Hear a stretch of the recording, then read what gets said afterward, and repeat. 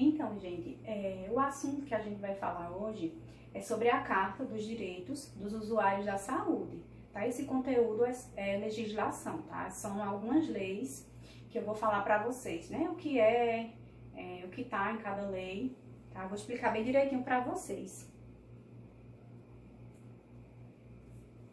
Bom, essa carta, o que é essa carta, né? Então, essa carta ela é um documento que ela foi criado para todos nós brasileiros, né? Com o objetivo de nos orientar sobre os nossos direitos quando a gente vai procurar um serviço de saúde, certo? Então, vai dizer para o usuário, para aquela pessoa, quais são os direitos que ele tem quando ele está procurando um serviço de saúde. E esse direito vai ser tanto para atendimento particular quanto para atendimento do SUS, certo? Então, independente de ser privado, independente de ser SUS, tá? Esses direitos são iguais. Essa carta, ela foi aprovada, essa carta ela foi aprovada no dia 17 de junho de 2009, né, pelo Conselho Nacional de Saúde.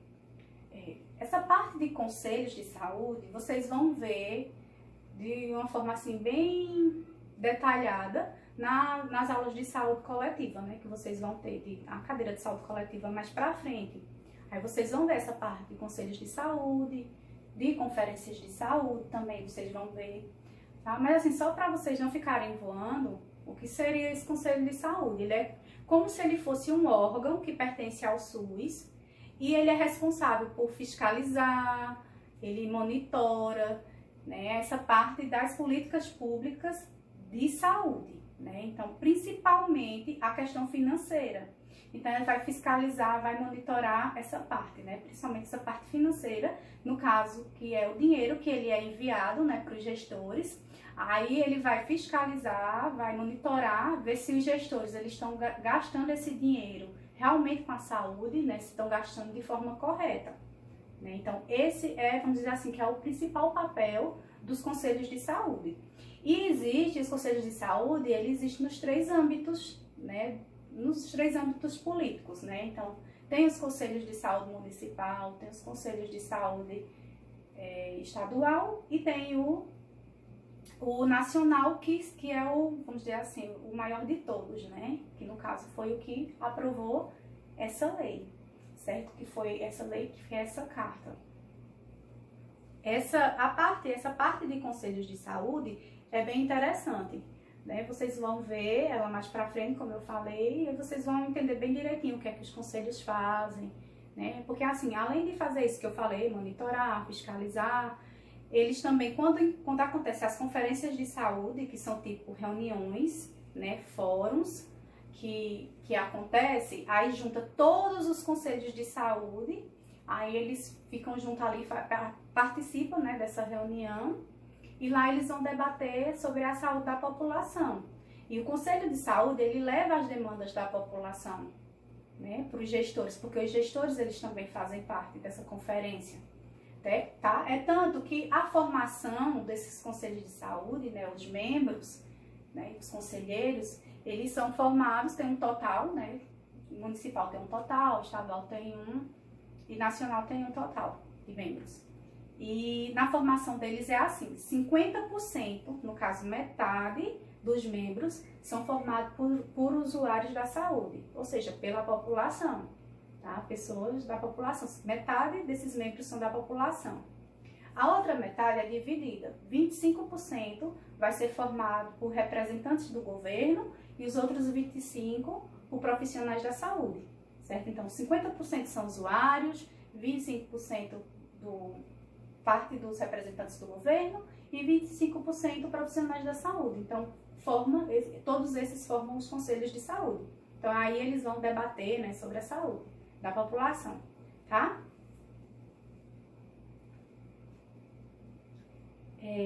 O documento que tem como base 6 princípios básicos de cidadania, né? Então, vou mostrar para vocês quais são os princípios básicos. Esses princípios fundamentais é como se eles fossem a base, tá? Que vai sustentar tudo que está escrito nessa carta, certo? Essa carta vai ter várias leis, vários artigos. Então, esses princípios fundamentais aqui, esses 6, é o que vai, vamos dizer assim, ser a base, certo? De todos os artigos que vão vir aqui pra frente, tá? Então, vamos procurar entender. O princípio 1 fala assim: todo cidadão tem direito ao acesso ordenado e organizado aos sistemas de saúde. Todo cidadão tem direito ao acesso ordenado e organizado aos sistemas de saúde. Então, aqui entra o que a gente chama de princípio da equidade, que é um princípio da Constituição Federal. Eu não sei se vocês já ouviram falar sobre equidade. Equidade é uma palavra que o significado dela é muito parecido com o significado de justiça, certo? Então, equidade significa você dar mais a quem está menos, perdão, minha gente. Significa você dar mais a quem tem menos, né? Significa você priorizar alguém que tem uma maior necessidade, certo? Então, a equidade vai ser isso. É como se fosse o senso de justiça, tá? Então, você deve priorizar quem tem uma maior necessidade.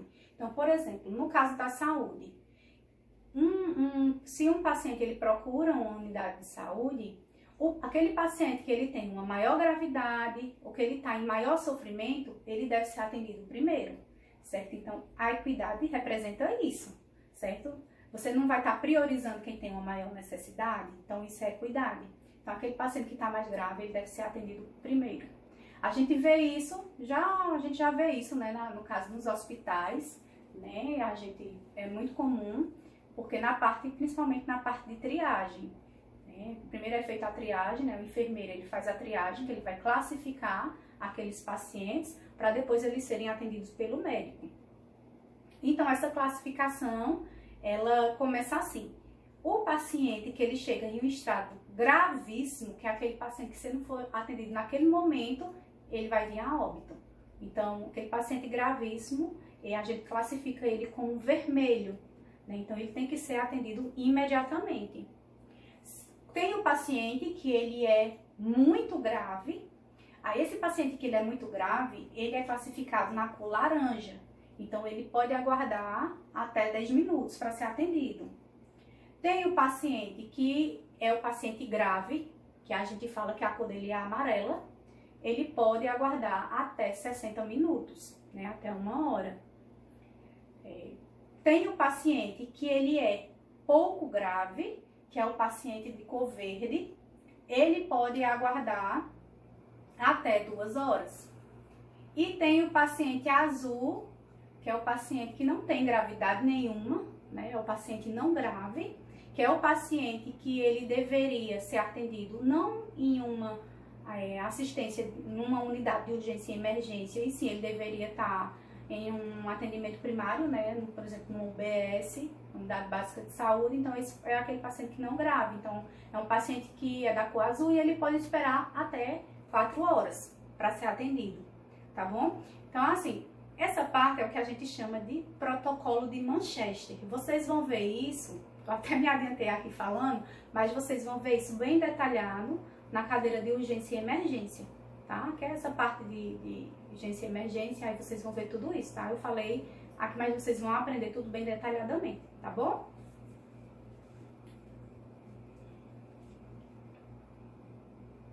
Então, nesse primeiro aqui, ele também fala que o acesso, ele deve ser garantido a todos, né? E tem que ser de fácil acesso, né? Principalmente a idosos, gestantes, deficientes, né? Então, toda a unidade de saúde, ela tem que ter rampa, né, para os cadeirantes, né? Porque tem que ter essa parte de fácil acesso, tá?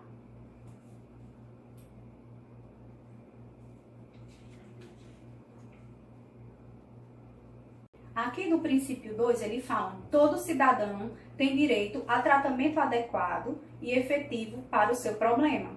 Então, aqui quer dizer que o paciente, ele tem que receber um atendimento adequado e de qualidade, certo? Então, assim, o paciente, se ele precisa de medicação, ele tem que receber as medicações, né? Se ele precisa de exames, os exames têm que ser feitos ou têm que ser solicitados, procedimentos. Então, o que o paciente precisar, aquela unidade de saúde tem que fornecer para o paciente,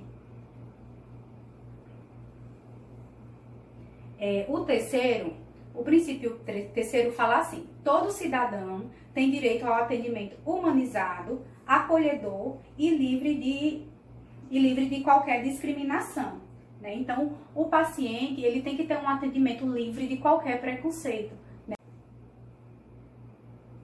Né? Então, aqui ele fala que o cidadão ele tem o direito de ter um atendimento livre de qualquer preconceito, tá? Independente de sua cor, de sua raça, de sua religião, orientação sexual, né? Nível econômico, nível social. Então, o paciente ele tem que ser tratado por igual, certo? Independente de quem seja, o tratamento tem que ser igual para todos. Então, assim, o paciente, por exemplo, se for um paciente... Ele tem o direito de ser chamado pelo nome que ele quiser, no caso dele ser um paciente trans. Se for um paciente trans e ele quiser ser chamado pelo nome social dele, ele tem esse direito. Então tem que ser respeitado tudo isso do paciente, tá bom? No 4, todo cidadão tem direito ao atendimento que respeite a sua pessoa, seus valores e seus direitos, né? Então nesse 4 é só a continuação mesmo do princípio 3, né, um complementando o outro, né? Eles falam praticamente a mesma coisa, né? Então é bem parecido, são bem parecidos com o outro.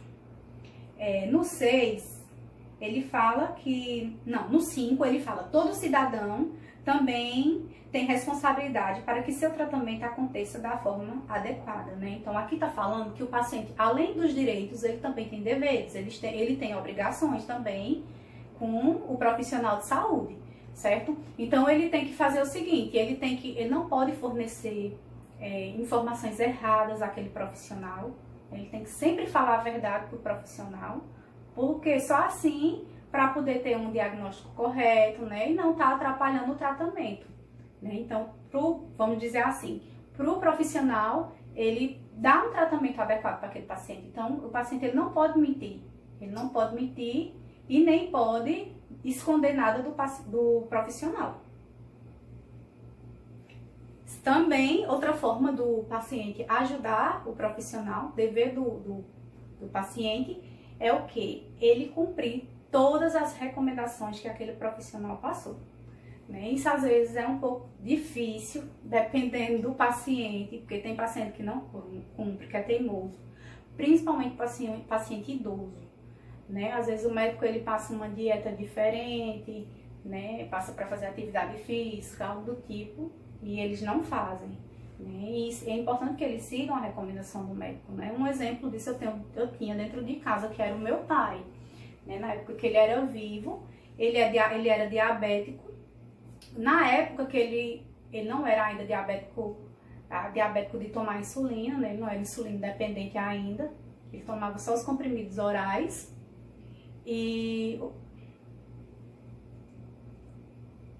Voltou. E o médico passou uma dieta, né, pra ele. Não podia comer nada com açúcar, massa, etc. Sabe o que era que meu pai fazia? Ele era aposentado, aí minha mãe saía para trabalhar, aí avisaram a ela que ele descia, ia lá pro centro da cidade, ia pro mercado público comer doce de leite de bola. Diz que era os pirecão, ó, desse tamanho. Diz que ele fazia isso quase todo dia. Então a glicose dele vivia lá em cima.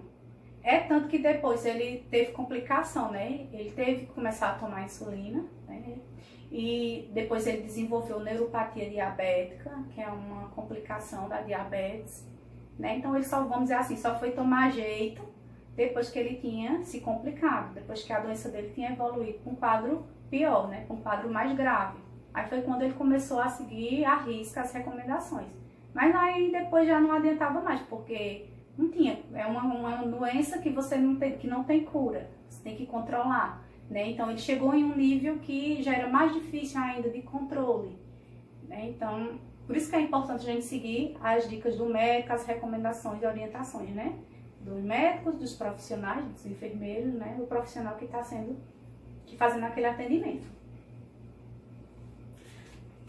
No 6, fala que todo cidadão tem direito ao comprometimento dos gestores da saúde para que os princípios anteriores sejam cumpridos.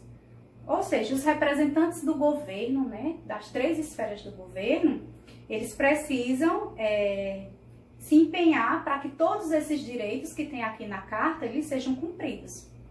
Então, o papel dos gestores é isso, se empenhar para que tudo isso aqui que vai estar escrito nessa carta dos usuários, ela seja cumprida.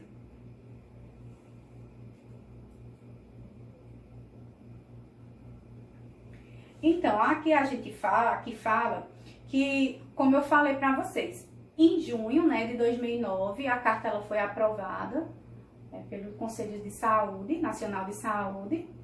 E em agosto foi quando ela foi decretada, vamos dizer assim, né, quando ela foi sancionada. Então, no mesmo ano, ela já foi sancionada. Então, foi quando ela começou a valer. Então, foi no dia 13 de agosto de 2009. O artigo 1º fala assim: dispor sobre os direitos e deveres dos usuários da saúde nos termos da legislação vigente. Então, o artigo 1º ele só vai falar do que se trata essa carta, né? Se trata de quê? Então, está mostrando que vai ser falar dos direitos e deveres dos usuários de saúde.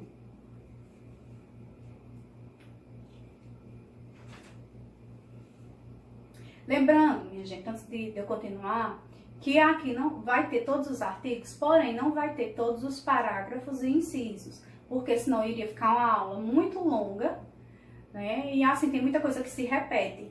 Então, eu coloquei o que eu julgo como mais importante para vocês saberem. E se vocês quiserem ler na íntegra, aí vocês procuram no Google, né? Carta dos Direitos dos Usuários da Saúde.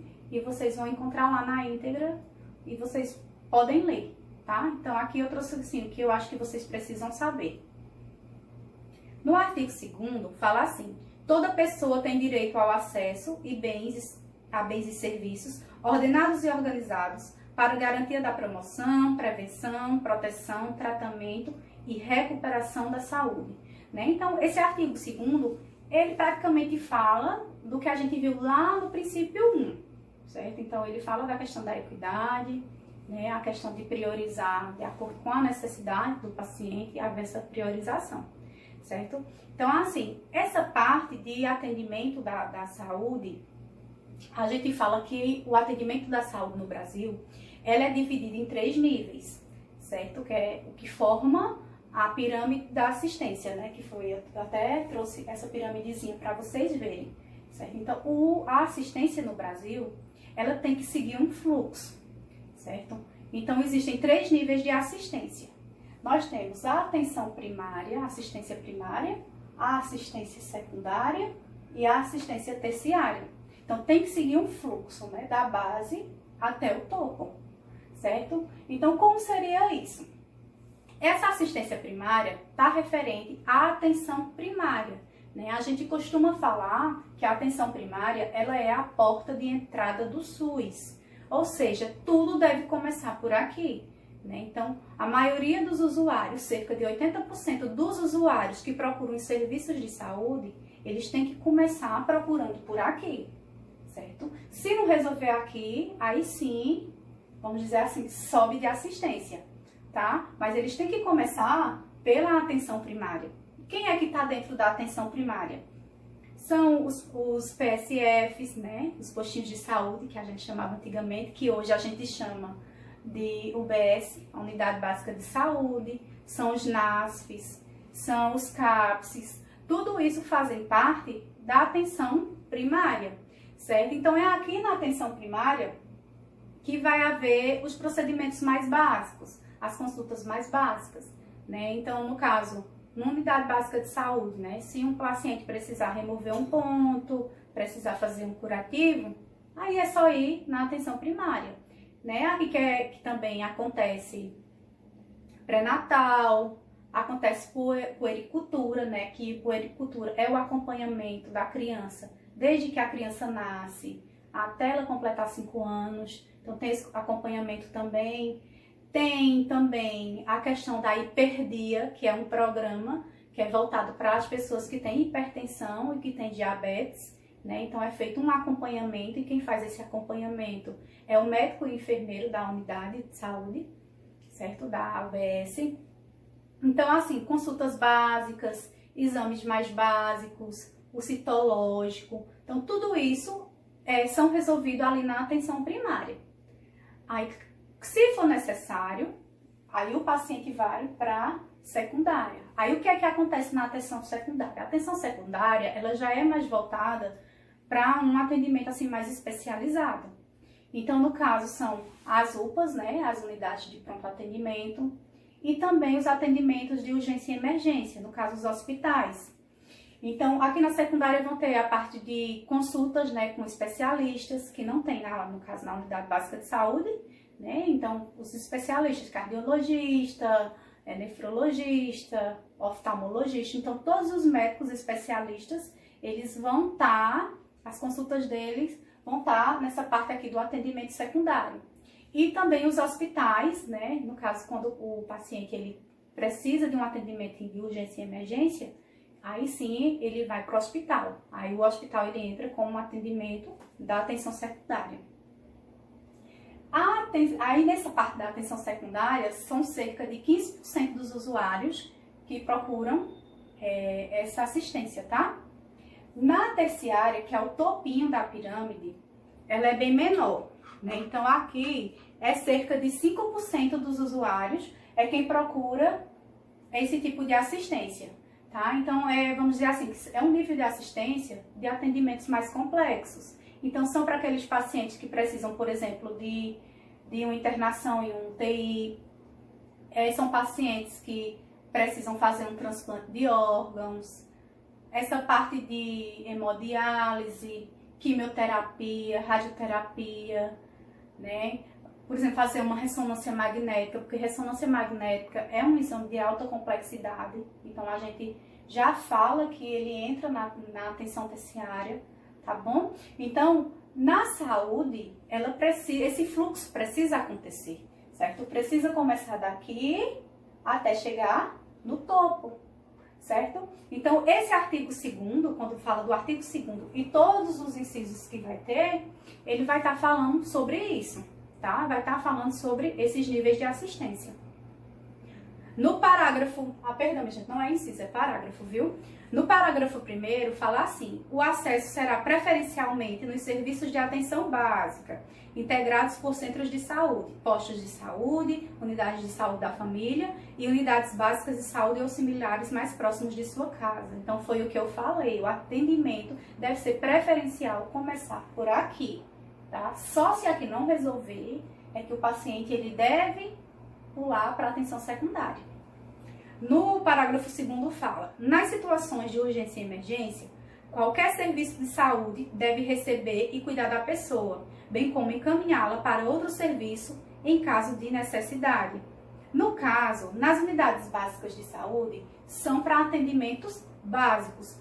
Porém, em caso de urgência e emergência, né, se chegar um paciente que é um paciente para ser atendido em urgência e emergência, os profissionais daquela unidade têm que fazer o primeiro atendimento do paciente. Depois que fizer o primeiro atendimento dele, é que tem que encaminhar para o hospital, tá? Não pode simplesmente o paciente chegou lá porque ele é da emergência, não, a gente não faz nada, manda para o hospital. Não pode, eles têm que prestar a primeira assistência para depois, vamos dizer assim, estabilizar aquele paciente para depois eles mandarem para o hospital. No parágrafo 3 fala: em caso de risco de vida ou lesão grave, deverá ser assegurada a remoção do usuário em tempo hábil e em condições seguras para o serviço de saúde com capacidade para resolver seu tipo de problema. Então, se lá na unidade básica, por exemplo, se o paciente ele não tem como ir para um hospital, né? Ele não tem transporte, então os próprios profissionais ali, ou eles levam aquele paciente para o hospital, ou então eles vão ligar para pedir uma ambulância, certo? Ou para o bombeiro, no caso, porque aqui não tem SAMU, né? O certo seria o SAMU, mas aí não tem SAMU, aí chama o bombeiro, certo? Aí leva. Mas aí, preferencialmente, eles mesmo poderiam estar levando, um deles, que tivesse um transporte, poderia estar levando. Ou então eles têm que chamar, tá bom?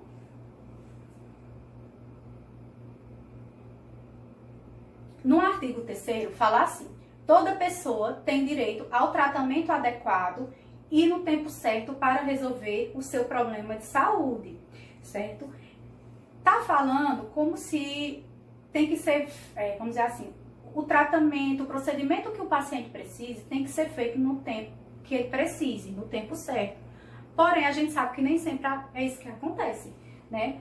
Quantas vezes, assim, quanto tempo a gente às vezes precisa fazer um ultrassom, né? E você tem que ficar esperando, porque por conta da demanda que é muito grande, minha gente. O SUS, ele é muito bom. Se fosse seguir tudo direitinho, seria maravilhoso. Só que, assim, a demanda é muito grande, né? Muitos gestores, às vezes, embolsam o dinheiro que seria usado para a saúde, né? Aí acaba acontecendo isso, não acontecendo como deveria. Mas o ideal seria isso, que se fosse em tempo hábil, né? Mas a gente sabe que nem sempre acontece assim, né? Quantas e quantas pessoas aí não ficam em uma fila, esperando uma vaga no UTI? Eu não digo só agora que a gente está, né, vivenciando esse problema da Covid. Não só agora, mas antes já existia sim. Aqui em Serra Talhada, por exemplo, tem 10 ou são 11 leitos de UTI. Né? Então, assim, às vezes fica um paciente super grave que precisa ser entubado, né? Precisa de um ventilador mecânico e às vezes todos estão ocupados. E aí faz o que com esse paciente? Né? Tem que transportar, mandar ele para outro hospital mais próximo, né? Lá para Arco Verde, por exemplo, para Caruaru. Né? Então, o certo seria que tivesse aqui, né? Mas a demanda é demais, às vezes, para a oferta, né? O inciso primeiro fala em atendimento ágil com tecnologia apropriada, por equipe multiprofissional capacitada e em condições adequadas de atendimento, né? Então, é complementando o que fala no artigo geralzão, né? Então, que o paciente ele seja atendido de forma rápida, de forma eficiente e que ele tenha tudo o que ele precisa, de medicação, de exame, procedimento, que seja realizado tudo o que ele precisa, né? Para que, vamos dizer assim, ele se cure e ele fique bem. No inciso 2, fala informações sobre o seu estado de saúde de maneira clara, objetiva, respeitosa e compreensível. Então, o usuário, ele tem todo o direito de obter informações sobre o seu estado de saúde, certo? Ele não tem que ter vergonha de perguntar, de tirar alguma dúvida com aquele profissional que está atendendo ele, não. Por quê? Porque é direito dele saber, certo? Muitas vezes o paciente vai ali, vai procurar se consultar com um médico, eu vou dizer um médico, né, porque normalmente as consultas é feita mais com o médico. Vai, se consulta com o médico não explica nada para o paciente, não fala nada, só passa o remédio e pronto. E já era, e o paciente fica ali, sem saber de nada.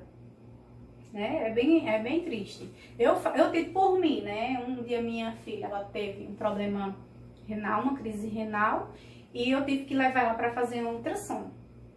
Eu fiz um ultrassom com um médico maravilhoso, Dr. César Ávila, né? Super atencioso, foi colocando ultrassom, foi lá explicando para ela qual eram os órgãos que estavam aparecendo. Super legal o médico. Aí ela fez um tratamento e depois ela teve que fazer uma nova ultrassom, né? Para ver se estava tudo normal. Aí eu fiz com um outro médico, não fiz com o Dr. César Ávila, eu fiz com um outro médico. Poxa, a menina deitou, o médico só me deu bom dia, né? Pronto, deitou ela e ficou lá, colocava um canto, colocava em outro lá, fazendo os órgãos, né? Que foi de abdômen total, o ultrassom que ela fez. E colocou lá em todos os órgãos e não falou uma palavra, minha gente. Aí eu que tive que perguntar a ele, então, doutor, o rim esquerdo dela tá normal?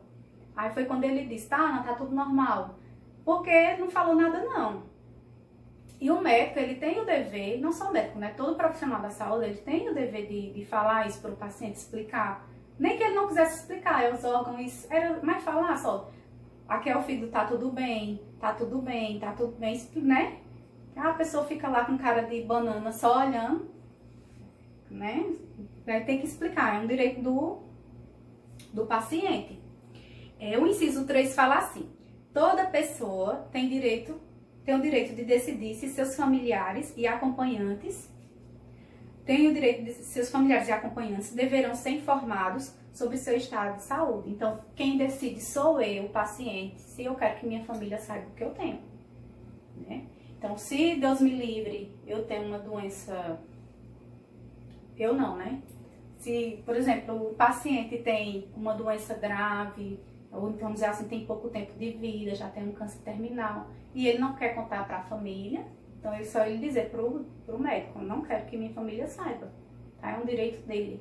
Então, os familiares, eles só vão saber se o paciente autorizar, né, essa informação a eles.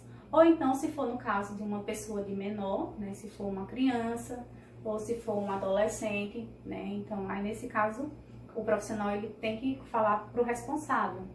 Ou então, se for também, dependendo do diagnóstico do paciente, né, se for algo que venha prejudicar terceiros, prejudicar outras pessoas, aí o profissional ele pode falar, né? Se for no caso, por exemplo, alguém que tem HIV, aí um homem tem um HIV, aí a esposa não sabe que ele tem e o marido não quer falar, então o profissional ele pode agir, pode falar sim.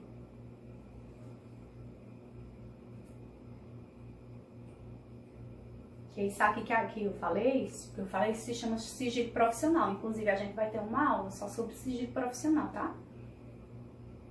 Inciso 5. O acesso à anestesia em todas as situações em que foi indicada, bem como as medicações e procedimentos que possam aliviar a dor e o sofrimento.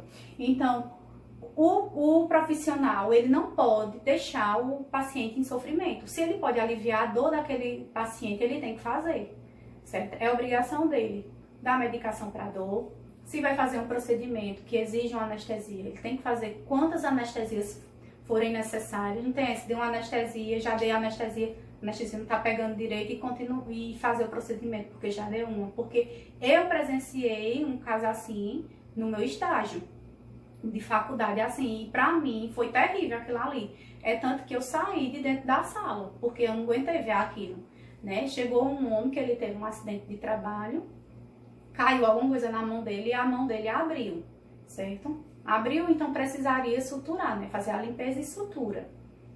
E o médico cirurgião que estava de plantão no dia, entrou, né, na sala, aí fez a gente já tinha limpado, a gente da enfermagem já tinha feito a limpeza, então já estava no jeitinho só de fazer a sutura, né? Ele fazer a antissepsia, né, com um antisséptico e depois fazer a sutura. Então, ele aplicou a anestesia lá no paciente e tudo, e começou a suturar, né? Então, suturou primeiro por dentro. Quando ele foi suturar a parte da pele, o paciente estava sentindo. Minha gente, o paciente fazia tanta careta, minha gente, horrível. E dizendo, doutor, tá doendo, doutor, tá doendo. E o doutor, ele não teve a coragem de pegar a outra anestesia e dar no paciente. Suturou a mão a parte superficial da pele, todinha suturou o paciente sentindo dor. Minha gente, custava ele ter aplicado a anestesia ali para o paciente não sentir dor. Acho que é a preguiça, né? Não sei o que foi aquilo. Aí eu saí de dentro da sala, não esperei acabar, porque não estava aguentando ver aquilo. E é isso, né? Então, ele como um paciente que, se ele fosse orientado, se ele já tivesse lido isso aqui, essa carta que foi feita para a gente que é usuário, para todos os brasileiros, porém é algo que não é muito divulgado, né? Então, nem todo mundo sabe que existe esse documento, né? Então, se fosse alguém dizer, é direito meu, aplica outra anestesia aí, né? Mas parece que as pessoas têm medo, né? Dos profissionais, mesmo que o profissional esteja fazendo coisa errada. Fica com medo de falar alguma coisa. Eu fiquei com muita vontade de falar, só que a nossa professora, a preceptora, sempre ela falou que a gente não podia se meter nas coisas que aconteciam lá, né? Porque a gente já estava ali de favor, né? Então a gente não podia se meter em nada que a gente visse lá. Aí é bem complicado. O inciso 7 diz: tem direito a recebimento, quando prescrito, dos medicamentos que compõem a farmácia básica e, nos casos de necessidade de medicamentos de alto custo, deve ser garantido o acesso conforme protocolos e normas do Ministério da Saúde. Então, no caso, o paciente ele tem todo o direito de receber as medicações, né, que ele precisa, se ele precisa fazer um tratamento em casa, domicílio, ele tem o direito de receber aquelas medicações gratuitamente. E os profissionais que são do SUS, eles devem prescrever as medicações que estão naquela lista que a farmácia dispõe, certo? O profissional, ele deve evitar passar remédios que não tenha na farmácia, que aí o cliente ele vai ter que comprar, né? Então eles têm que evitar. Só se for o único remédio que tem é aquele que tem que comprar, né? Mas aí ele deve ser evitado.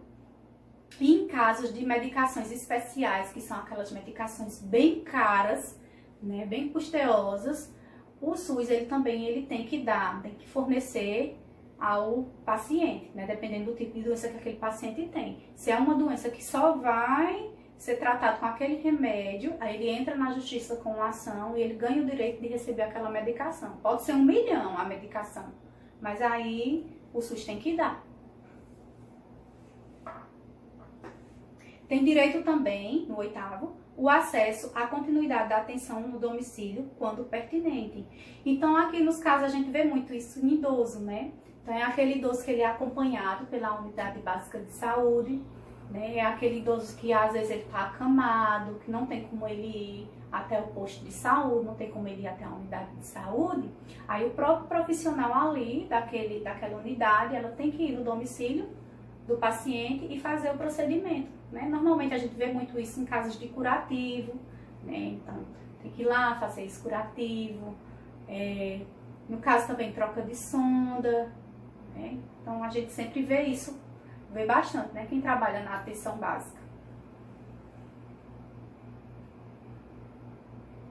No artigo 4º, ele fala: toda pessoa tem direito ao atendimento humanizado e acolhedor, realizado por profissionais qualificados, em ambiente limpo, confortável e acessível a todos, né? Então, a questão da humanização, ela deve estar sempre presente em qualquer que seja o atendimento, certo? Então, desde o início, desde o primeiro momento que aquele paciente ele chega ali, ele já tem que ser bem tratado, independente de quem seja, né? Porque é uma pessoa conhecida, porque é uma pessoa que tem dinheiro, que tem que ser mais bem atendida do que outra. Não, eles têm que ser tratados por iguais e com uma humanização, certo? Ser bem tratado, porque assim, aquele paciente, ele já tá ali sofrendo, né? Porque se ele tá procurando um serviço de saúde, é porque ele tá com algum problema, né? Ou ele tá sentindo alguma dor, ele tá com algum problema. E ele ainda ser destratado, né? Além de estar ali sofrendo aquilo, com aquela doença, né? Ou com aquela dor, com, não sei, a doença que ele vai estar, e ainda ser destratado pelo profissional, né? Então, ele tem todo o direito de ser bem acolhido na unidade, seja ela hospitalar, seja ela unidade básica de saúde. Então, ele tem que ser bem acolhido e bem tratado, né? É direito dele, certo? O parágrafo único, ele fala que é direito da pessoa, na rede de serviços de saúde, ter atendimento humanizado, acolhedor, livre de qualquer discriminação, restrição ou negação em virtude de idade, raça, cor, etnia, religião, orientação sexual, identidade de gênero, condições econômicas ou sociais, estado de saúde, anomalia, patologia ou deficiência, tá? Então, é como se aqui fosse, assim, de uma forma, né, mais geral, né, explicasse tudo que eu falei agora, né, no artigo 4º.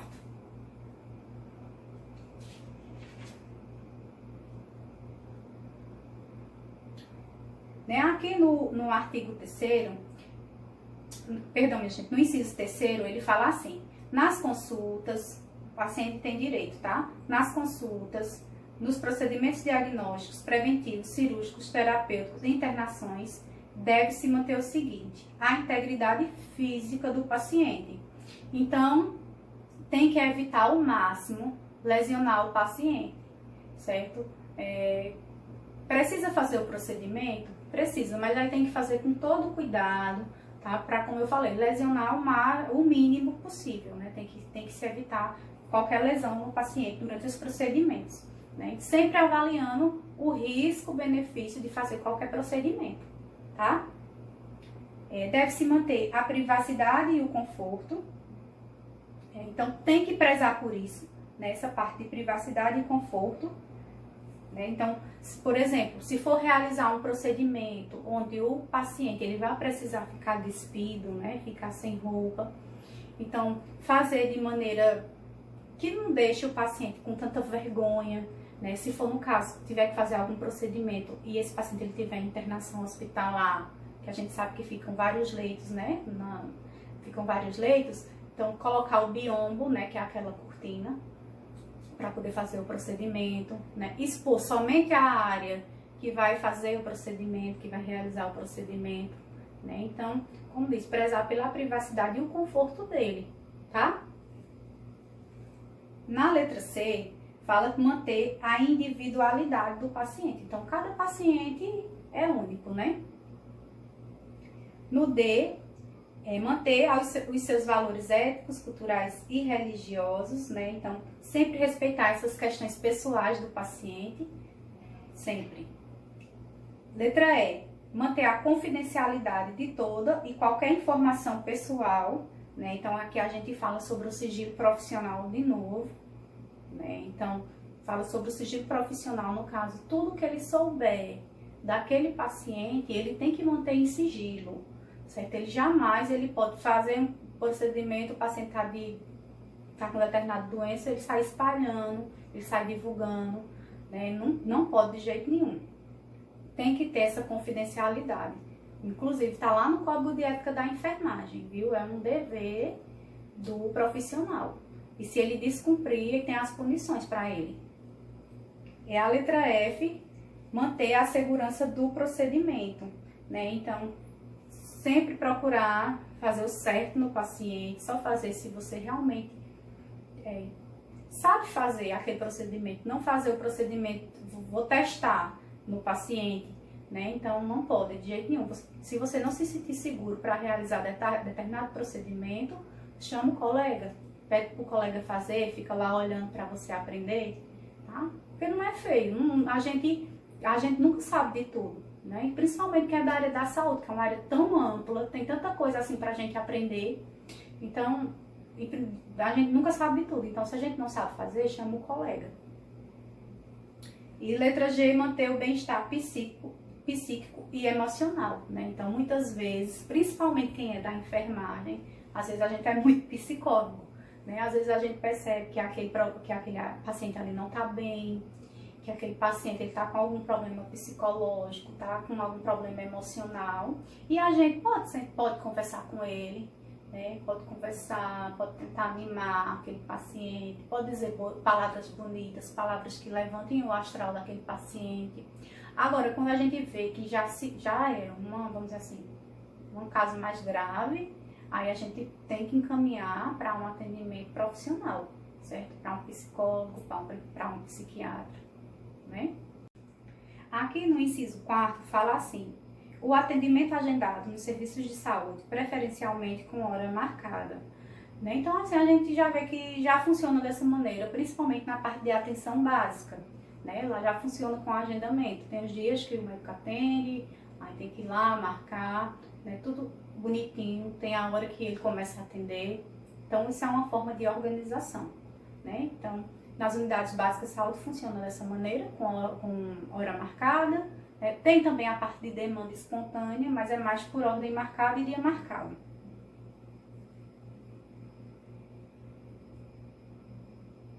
Inciso 5º. Direito a acompanhante, pessoa de sua livre escolha nas consultas e exames. Então, assim, não tem essa que eu como paciente devo entrar sozinha para fazer um exame ou para fazer um procedimento, o que seja. Se eu quiser entrar acompanhada, eu tenho esse direito, tá aqui nessa legislação, tá bom? Então, eu tenho o direito de ter o meu acompanhante. Direito a acompanhante nos casos de internação, nos casos previstos em lei, assim como naqueles em que a autonomia da pessoa estiver comprometida, né? Então, direito a acompanhante também na internação, né? Também não tem essa de ficar lá sozinha, né? Estou internada e tenho que estar só, não. Eu tenho direito a acompanhante escolher quem eu quero como meu acompanhante, certo? A gente, assim, só tem a exceção para quem está internado em UTI, né? Em UTI não pode. Mas se for hospitalar, área hospitalar normal, deve, né, ter. 7º, o direito à visita diária, não inferior a 2 horas, preferencialmente aberta em todas as unidades de internação, ressalvadas as situações técnicas não indicadas. Então, eu tenho o direito de ter minhas visitas, né? Então, todo estabelecimento, toda unidade de saúde, ela tem um horário de visita. Então, aqui fala que o horário de visita, ela deve ser no mínimo 2 horas. Tá falando não inferior a 2 horas. Certo? Então, locais que o horário de visita é só 1 hora, tá errado, né? Eles acham que eles não leram isso aqui. O horário de visita tem que ser no mínimo 2 horas diárias. Inciso 6º. A espera por atendimento em lugares protegidos, limpos e ventilados, tendo à sua disposição água potável e sanitários e devendo os serviços de saúde se organizar de tal forma que seja evitada a demora nas filas.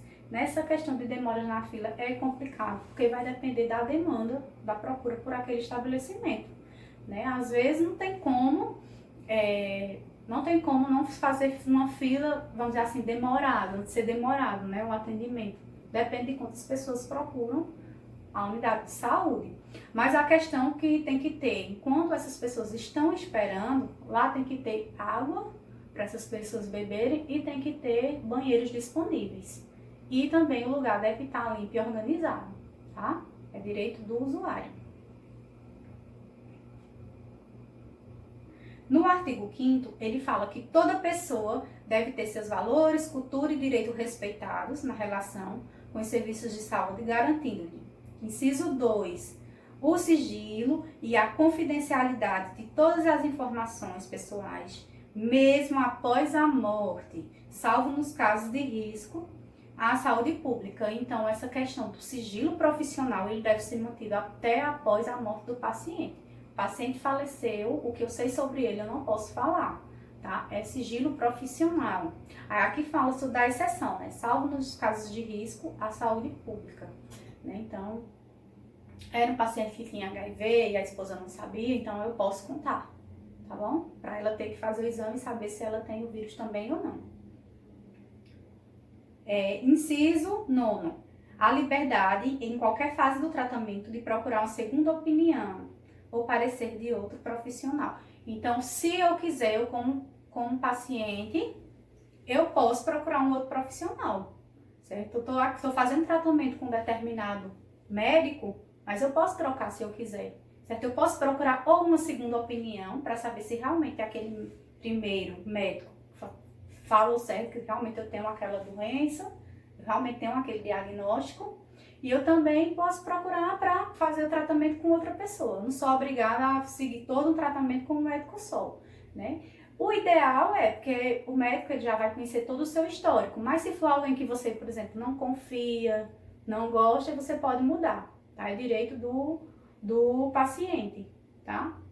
Inclusive até ele pode levar, vamos dizer assim, se ele ficou internado, ele vai ser transferido, ele pode levar as xerox, né, do prontuário para o outro hospital que ele for transferido. Vamos dizer que ele está internado no OSPAN e ele quer ser transferido para uma rede particular. Então, pode ser xerocado todo o prontuário dele e ser mandado para o hospital particular.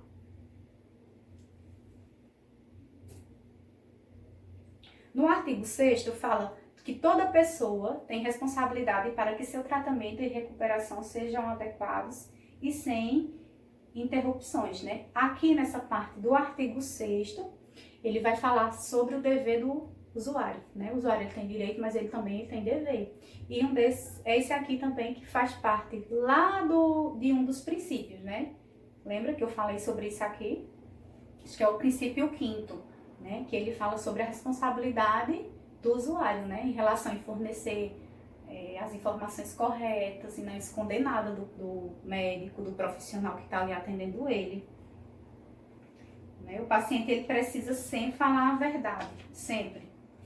Então, tem que prestar as informações apropriadas nos atendimentos, nas consultas e nas internações sobre queixas, sobre o que ele está sentindo. Então, ele tem que explicar bem direitinho para o médico, para o enfermeiro, para o profissional que ele está procurando. Então, ele tem que falar as queixas mesmo, sem esconder nada, não ter vergonha do que ele tem. Que às vezes, por exemplo, se for uma doença sexualmente transmissível, às vezes fica meio com vergonha de falar o que tem. Quando, por exemplo, o profissional pergunta se ele tem muitos parceiros sexuais, aí fica com vergonha de dizer, não, só tem um, às vezes tem mais de um, tem muitos, por isso não sabe nem de quem pegou a doença, né? Então, assim, nada disso tem que ser escondido, sempre tem que ser falado a verdade para o profissional. Então, sobre as queixas, sobre as enfermidades e hospitalizações anteriores, então tem que falar se tem alguma doença já, se já se internou antes, o porquê se internou. Tem que falar sobre os medicamentos, sobre o uso de medicação, se faz uso de medicação controlada, se usa alguma medicação, se tem alergia a alguma medicação, se usa algum tipo de droga, né? Então, tudo sobre o seu estado de saúde, seja algo que vai afetar o seu estado de saúde, tem que ser falado durante a consulta, não pode mentir e nem omitir. Expressar se compreendeu as informações e orientações recebidas. Tá? Então, assim, muitas vezes o paciente ele fica com vergonha de dizer que não está entendendo, né? Às vezes recebe ali a receita médica, o médico ele prescreve ali aquela receita, explica como é que tem que tomar a medicação, às vezes ele não entendeu nada, mas está ali balançando a cabeça, né? Como se tivesse entendido. Então não pode ter vergonha, então muitas vezes é por vergonha. Tem que falar, não, doutor, não entendi. Me explica direito, me explica de novo, né? Porque é direito dele saber, né? Saber todas as explicações até ele entender. Seguir o plano de tratamento proposto pelo profissional, então ele tem o dever de seguir o plano, a recomendação, todas as orientações que o médico passar, que o profissional passar, o paciente tem que seguir, tá? Se ele não seguir, ele tem que se responsabilizar por isso. Tá? Não está seguindo, então é a responsabilidade dele. Aí, no caso, o inciso 5º fala, assumir a responsabilidade pela recusa a procedimentos, exames ou tratamentos recomendados e pelo descumprimento das orientações do profissional. Então, assim, existe o princípio da autonomia, que é aquela onde o paciente ele pode se recusar ou não a fazer um tratamento, a se ser submetido a um procedimento, ele pode se recusar, né? Ele tem esse direito, está lá na legislação. Porém, se ele fizer isso, ele tem que assumir a responsabilidade. Normalmente a responsabilidade, o médico coloca por escrito, né? Coloca lá por escrito e ele assina. E ele também anota no prontuário do paciente. O paciente se recusa, tem que colocar tudo bem bonitinho e explicadinho. Para se caso aconteça algo com o paciente, o profissional ele não seja, vamos dizer assim, acusado, né? Não seja responsabilizado por isso. No 7º, adotar comportamento respeitoso e cordial com as demais pessoas que usam ou que trabalham no estabelecimento de saúde. Então, o paciente, ele jamais deve ser agressivo com os profissionais que estão ali atendendo ele. Tanto os profissionais que estão atendendo, como os demais pacientes que estão ali naquele recinto, né? Ele sempre tem que ser respeitoso, né? Não só lá, né? A gente acabou de ver em ética, né? Essa questão do respeito, de tratar bem as pessoas, né? É uma forma da gente ser ética, né? Independente do local que a gente vá. Porque tem paciente também, minha gente, que pelo amor de Deus, vocês vão ver nos estágios. Tem paciente que te dá a resposta, que acha que sabe mais do que você, sabe? É bem complicado. No 10º, ficar atento às situações de sua vida cotidiana que coloquem em risco sua saúde e da comunidade e adotar medidas preventivas, né? Então um exemplo que a gente pode falar nisso é o que a gente está vivenciando hoje, né? O combate ao Covid, né? A gente tá todo mundo adotando medidas preventivas, né? Para a gente não se contaminar, não contaminar outras pessoas. Então tá tudo aqui. Se você for ler esse 10º, representa isso, né? É o que a gente tá vivenciando. Então a gente tá aí evitando sair, quando sai usa máscaras, uso de álcool em gel, né? Então a gente tá respeitando o que está sendo, que o Ministério da Saúde, eles estão divulgando, estão recomendando, então a gente segue isso. Então é uma forma da gente estar prevenindo isso. A gente está prevenindo as outras pessoas também. Essas são medidas preventivas que estão sendo adotadas, né? No 11, comunicar os serviços de saúde às ouvidorias ou à vigilância sanitária irregularidades relacionadas ao uso e à oferta de produtos e serviços que afetem a saúde em ambientes públicos e privados. Então, aqui é em relação a você fazer denúncias, né? Então, você vai fazer denúncia, pode ser de algum estabelecimento, por exemplo, que esteja vendendo produto vencido, algum que você está vendo que está fazendo errado, que é algo que vai prejudicar a saúde da população, você pode denunciar a vigilância sanitária. Ou então, no caso, citando novamente aqui a Covid, né? No caso, se você vê casos de aglomeração, você pode ligar para a vigilância sanitária, porque está proibida a aglomeração. Se você vê pessoas sem máscara, você pode, porque aqui em Serra está proibida agora, né? Você tem que usar máscara para você sair, né? Aqui em Serra nem tanto, muita gente não está respeitando, a gente vê isso. Porém, onde meu marido trabalha lá, tá bem sério, assim, esse caso de denúncia de tudo, né? Ele é policial do Ceará e ele trabalha em uma cidade pequenininha lá do Ceará. E lá, o pessoal da vigilância sanitária estão caindo em cima mesmo da população. Se eles veem aglomeração de gente na rua, eles estão multando. Aglomeração de gente, por exemplo, meu marido, eles chamam a vigilância sanitária, eles que estão multando, né, fazendo as multas e tudo. Porém, quando acontece que eles precisam fazer a multa, primeiro eles ligam para a polícia, para poder a polícia acompanhar eles, né? Porque por ser vigilância sanitária, às vezes as pessoas não querem atender. Aí com a polícia eles ficam com medo. Aí o pessoal acompanha, fica só lá com eles, mas aí quem faz a ordem, né, de tudo, de multa, quem conversa com a população é a própria vigilância sanitária, né? Então, até ele falou que tem um caso lá de algumas pessoas saíram de uma empresa que tinha lá e ficaram em uma calçada bebendo. A vigilância sanitária foi lá, multou cada um R$ 500, viu? Para pagar a multa. R$ 500 porque era de uma empresa que estava fechada, só que voltou a funcionar, que é uma empresa de obras lá, que tá tendo lá. E aí esses funcionários, em vez de ir para casa, né, se juntarem numa calçada e foram beber cachaça. Aí como não podia fazer aglomeração, aí o cara da vigilância sanitária chamou a polícia e eles foram lá. E o cara da vigilância sanitária multou cada um em R$ 500 e ainda disse que ia notificar a empresa, né? Então, não sei, pode ser que até a empresa demita eles, né? Por estar descumprindo a lei. Aqui no artigo 7º fala que toda pessoa ela tem o direito à informação sobre os serviços de saúde e aos diversos mecanismos da população. Então, assim, se a pessoa ela quiser procurar aquele serviço de saúde e procurar saber, né, quais são os serviços que estão disponíveis ali, a pessoa que trabalha lá, ela tem o dever de fornecer essa informação para o usuário. E os órgãos de saúde, eles devem informar sobre a rede de SUS pelos diversos meios de comunicação, né? Então, tem que mostrar sobre as unidades de saúde, os seus endereços, tem que ter seus telefones, horário de funcionamento, ações e procedimentos disponíveis, né? Então, tudo isso tem que estar disponível para a população ver.